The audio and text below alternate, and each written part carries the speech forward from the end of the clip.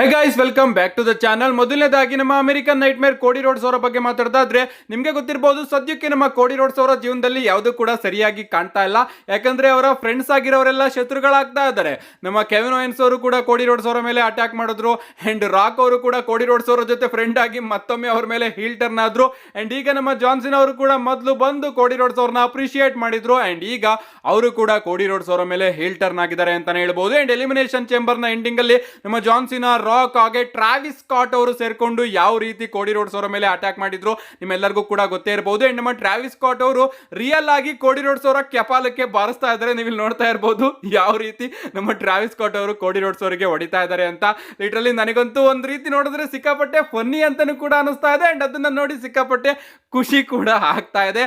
ಏನೇ ಆಗ್ಲಿ ಗೈಸ್, ನಮ್ಮ ಕೋಡಿ ರೋಡ್ಸ್ ಅವರು ಎಲಿಮಿನೇಷನ್ ಚೇಂಬರ್ ಮುಗಿದ್ಮೇಲೆ ನಮ್ಮ ಮೈಕಲ್ ಕೋಲ್ ಆಗಿರ್ಬೋದು, ವೇಡ್ ಬ್ಯಾರೆಟ್ ಆಗಿರ್ಬೋದು, ಎಲ್ಲರೂ ಕೂಡ ನಮ್ಮ ಕೋಡಿ ರೋಡ್ಸ್ ಅವ್ರನ್ನ ಕರ್ಕೊಂಡು ಹೋಗ್ತಾ ಇದ್ದಾರೆ. ನೀವು ಕೂಡ ನೋಡ್ತಾ ಇರಬಹುದು. ನಮ್ಮ ಕೋಡಿ ರೋಡ್ಸ್ ಅವರ ಎಕ್ಸ್ಪ್ರೆಷನ್ ಹೇಳ್ತಾ ಇದೆ ನನಗೆ ಈ ರೀತಿ ಆಗಬಾರ್ದಾಗಿತ್ತು ಅಂತ. ನಮ್ಮ ಕೋಡಿ ರೋಡ್ಸ್ ಅವರಿಗೆ ಫ್ಯಾನ್ಸ್ಗಳು ಸಿಕ್ಕಾಪಟ್ಟೆ ಸಪೋರ್ಟ್ ಕೂಡ ಮಾಡ್ತಾ ಇದ್ದಾರೆ.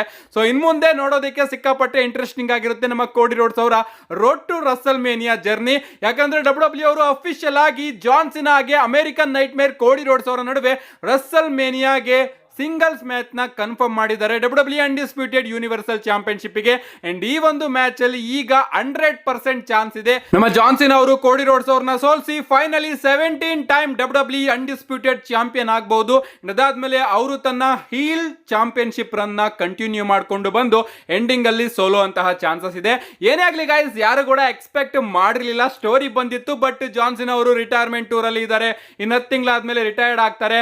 ಸೊ ಈಗ ಅವರು ಹೀಲ್ ಟರ್ನ್ ಆಗೋದಕ್ಕೆ ಚಾನ್ಸ್ ಇಲ್ಲ ಅಂತ ಎಲ್ಲರೂ ಕೂಡ ಅನ್ಕೊಂಡಿದ್ವಿ. ಇವನ್ ನಮ್ಮ ರಾಕ್ ಅವರು ಕೂಡ ಅದನ್ನೇ ಹೇಳಿದ್ದು, ಜಾನ್ಸಿನ್ ಅವರು ಇಷ್ಟು ವರ್ಷದಲ್ಲಿ ಒಂದು ಬಾರಿನೂ ಕೂಡ ಹೀಲ್ ಟರ್ನ್ ಆಗಿರ್ಲಿಲ್ಲ. ಸೊ ನಾವು ಕೂತು ಆ ಒಂದು ವಿಚಾರನ ಪ್ಲಾನ್ ಮಾಡಿದ್ವಿ. ಅಂಡ್ ಆ ಒಂದು ವಿಚಾರ ಎಕ್ಸಿಕ್ಯೂಟ್ ಆದಾಗ ನಿಜವಾಗ್ಲೂ ಇಂಡಸ್ಟ್ರಿ ಚೇಂಜಿಂಗ್ ಮೂಮೆಂಟ್ ಆಯ್ತು ಅಂತ ನಮ್ಮ ರಾಕ್ ಹಾಗೆ ಟ್ರಿಪಲ್ ಎಚ್ ಅವರು ಕೂಡ ಹೇಳಿದ್ರು. ಅಂಡ್ ಇನ್ನ ಒಂದು ವಿಚಾರ ಏನಪ್ಪಾ ಅಂದ್ರೆ ಗೈಸ್, ನಮ್ಮ ಜಾನ್ಸಿನ್ ಅವರ ಹೀಲ್ ಟರ್ನ್ ಆಂಗಲ್ ನ ಡಬ್ಲ್ಯೂ ಅವರು ಮುಂಚೆಯಿಂದನೂ ಕೂಡ ಪ್ಲಾನ್ ಮಾಡಿದ್ರಂತೆ. ಅಂದ್ರೆ ನಮ್ಮ ಜಾನ್ಸಿನ್ ಅವರು ತನ್ನ ರಿಟೈರ್ಮೆಂಟ್ ಟೂರ್ ನ ಅನೌನ್ಸ್ ಮಾಡಿದ್ರಲ್ಲ, ಆಗಿಂದನೂ ಕೂಡ ಡಬ್ಲ್ಯೂ ಅವರು ಜಾನ್ಸಿನ್ ಅವರ ಹೀಲ್ ಟರ್ನ್ ನ ಪ್ಲಾನ್ ಮಾಡಿದ್ರಂತೆ.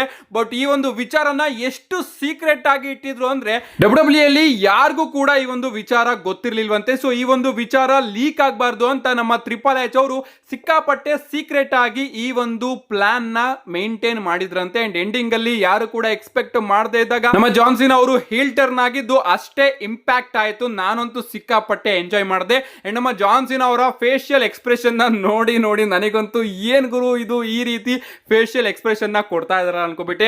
ನಗ್ನಾಗ್ತಾ ಇದ್ದಿದ್ದ ಜಾನ್ಸಿನ ತನ್ನ ಆತ್ಮನ ರಾಕ್ ಅವರಿಗೆ ಕೊಟ್ಟಾದ್ಮೇಲೆ ಯಾವ ರೀತಿ ಫೇಶಿಯಲ್ ಎಕ್ಸ್ಪ್ರೆಷನ್ ನ ಅವರು ಚೇಂಜ್ ಮಾಡಿದ್ದು.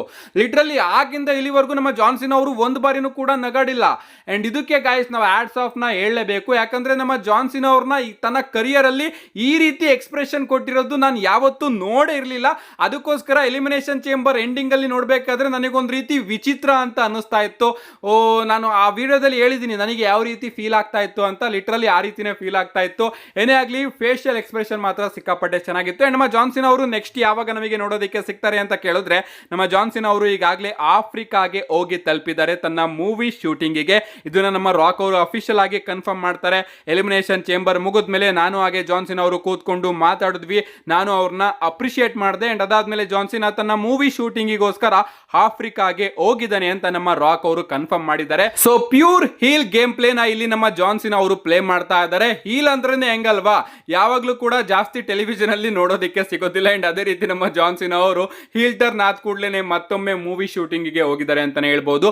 ಆಫ್ ಕೋರ್ಸ್ ಆದಷ್ಟು ಬೇಗ ನಮಗೆ ಜಾನ್ಸಿನ್ ಅವರು ನೋಡೋದಕ್ಕೆ ಸಿಗ್ತಾರೆ. ಈ ಮಂತ್ ಅಲ್ಲಿ ನಾವು ಜಾನ್ಸಿನ್ ಅವ್ರನ್ನ ಎಕ್ಸ್ಪೆಕ್ಟ್ ಮಾಡಬಹುದು ಸ್ಮ್ಯಾಕ್ ಡೌನ್ ಗೆ. ಅಂಡ್ ರೋಮನ್ ರೈನ್ಸ್ ಅವರು ಕೂಡ ಬರ್ತಾರೆ ಗಾಯ್ಸ್. ಅಂಡ್ ರೋಮನ್ ರೈನ್ಸ್ ಅವರ ಬಗ್ಗೆ ಇನ್ನ ಒಂದು ಆಂಗಲ್ ಇದೆ, ಅದೇನೇನು ಅಂತ ನಾನು ನೆಕ್ಸ್ಟ್ ವಿಡಿಯೋದಲ್ಲಿ ತಿಳಿಸ್ಕೊಡ್ತೀನಿ. ಸದ್ಯಕ್ಕೆ ನಮ್ಮ ಜಾನ್ಸಿನ್ ಹಾಗೆ American nightmare Cody Rhodes ಅವರ ಮ್ಯಾಚ್ ರಸಲ್ ಮೇನಿಯಾಗೆ ಕನ್ಫರ್ಮ್ ಆಗಿದೆ. ಅಂಡ್ ಈಗ ಈ ಒಂದು ಮ್ಯಾಚ್ ಅಲ್ಲಿ ನಮ್ಮ ರಾಕ್ ಅವರು ಜಾನ್ಸಿನ್ ಅವ್ರನ್ನ ಚಾಂಪಿಯನ್ ಮಾಡೋದಕ್ಕೆ ಸಿಕ್ಕಾಪಟ್ಟೆ ಪ್ರಯತ್ನ ಪಡ್ತಾರೆ. ಐ ಥಿಂಕ್ ಚಾಂಪಿಯನ್ ಆಗ್ತಾರೆ ಅಂತಾನು ಕೂಡ ಅನ್ಕೋತೀನಿ. ಅಂಡ್ ನಮ್ಮ ಜಾನ್ಸಿನ್ ಅವರು ಹೀಲ್ ಟರ್ನ್ ಆಗಿರೋದಕ್ಕೆ ತುಂಬಾ ಜನ ಡಿಫ್ರೆಂಟ್ ಆಗಿ ರಿಯಾಕ್ಟ್ ಮಾಡ್ತಾ ಇದ್ದಾರೆ. ನಮ್ಮ ಬ್ರಾನ್ಸನ್ ರೀಡ್ ಅವರು ರಿಯಾಕ್ಟ್ ಮಾಡ್ತಾ ಇದ್ದಾರೆ, ನನಗೆ ಹೀಲ್ ಜಾನ್ಸಿನ ಸಿಕ್ಕಾಪಟ್ಟೆ ಇಷ್ಟ ಆದ್ರು.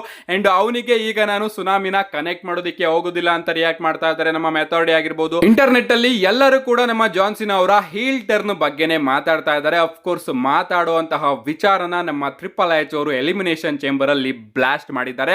ಲಿಟ್ರಲಿ ಈಗ ಯಾರು ಕೂಡ ಹೇಳೋಂಗಿಲ್ಲ ಗಾಯಸ್ ಎಲಿಮಿನೇಷನ್ ಚೇಂಬರ್ ಬೋರಿಂಗ್ ಆಗಿತ್ತು, ರೋಡ್ ಟು ರಸಲ್ಮೇನಿಯಾ ಬೋರಿಂಗ್ ಆಗ್ತಾ ಇದೆ ಅಂತ. ಯಾಕಂದ್ರೆ ಒಂದೇ ಒಂದು ನೈಟ್ ಅಲ್ಲಿ ನಮ್ಮ ಟ್ರಿಪಲ್ ಎಚ್ ಅವರು ಎಲ್ಲದನ್ನು ಕೂಡ ಚೇಂಜ್ ಮಾಡಿದ್ದಾರೆ. So you guys in my next video.